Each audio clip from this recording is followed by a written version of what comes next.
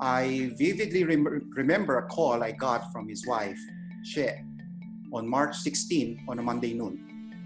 She was telling me that Edgar has been coughing with low-grade fever for 2 days. So I told them, better do some tests, which revealed that he has a pneumonia. So I called and spoke to Edgar, and I noticed that he was panting. So he said, no, I was climbing the stairs to find a better phone signal. That is when I started to become uncomfortable. So I told them, well, better buy a pulse oximeter in order to check your level of oxygen. A few hours later, they called me up. They reported to me that his oxygen was only 84%. That is when I gave them no other option, but you have to go straight to the hospital. When he was admitted, he was in a regular room for 2 days. So that's okay. We were doing FaceTime. Edgar was normal. He would be FaceTime talking to us. Cheryl called me just asking for prayers because Edgar started with these symptoms, right, of pneumonia. So of course they rushed to the hospital, and I had the opportunity to call Edgar, just to figure it out how I was doing, right. At the time, I already realized that he was having hard times breathing, but that was the last conversation that I had with him. Edgar stayed in the ER overnight since the hospital was full. Although fortunately, we were able to get a room early morning of March 18. Few hours inside the room, the doctors noted that his oxygen is persistently low and not improving.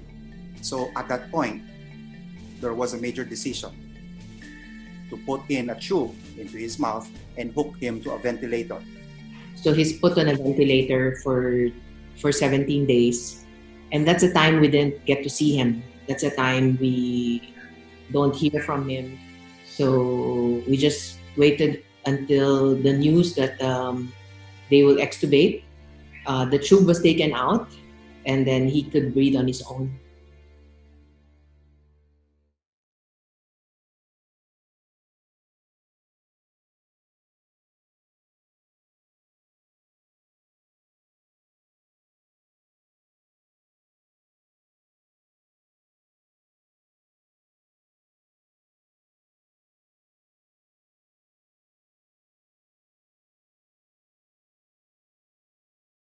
After I woke up about 3 weeks later, that I realized when I saw reading it on the internet and all these deaths all over the world and all the cases that were popping up, that's the only time that I realized how dangerous or how close it was to me not coming back.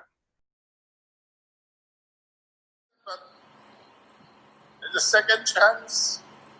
So let's do better in our life. Be more prayerful.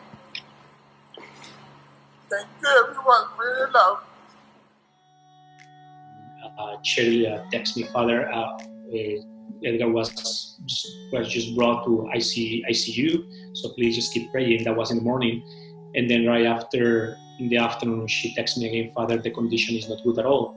So that was the moment in which I just started this prayer with all the groups, family missions, Knights of the Altar groups, Everest for sure as well, right? Asking for the miracle, asking for a heavenly intercession. That was what happened in that moment. So I think it helped. Many people sent messages that they appreciated the prayers I post every day. And my prayer to God was like, use Edgar as an instrument to bring people back to you. So I guess that's what God did, and He's back to us. Right. So easily, how many doctors saw him?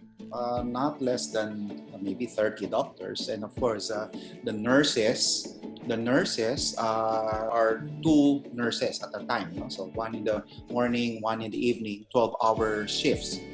We prayed for Edgar in the 6 p.m. rosary. It's a family rosary organized by Father Felipe. Every 6 p.m., around 60 to 80 families would pray together, and intentions for the community as well as for those who are sick is always prayed for. I would say it's a mystery, right?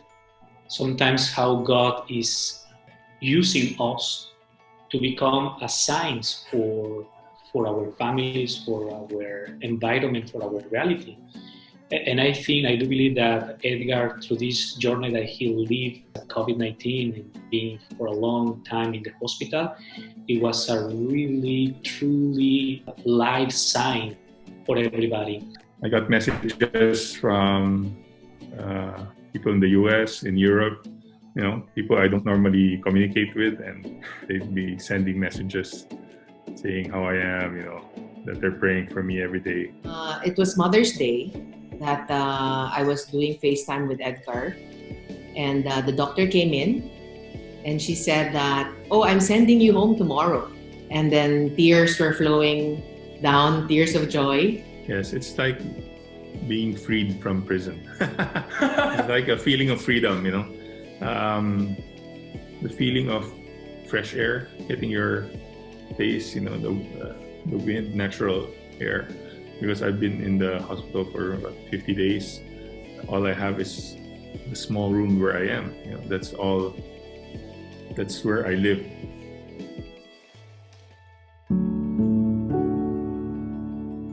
Well, I think the most beautiful miracle, other than seeing Edgar again back home, is the miracle of the whole community really gathering together, living a journey together. Something that maybe before in other circumstances it was hard to experience and to live and to have. And for me, that was the real miracle. It is not just a mechanical act to open the mouth and say some words, but it's really the journey to go within you in your personal relationship with God, believe that He's the one that can make miracles.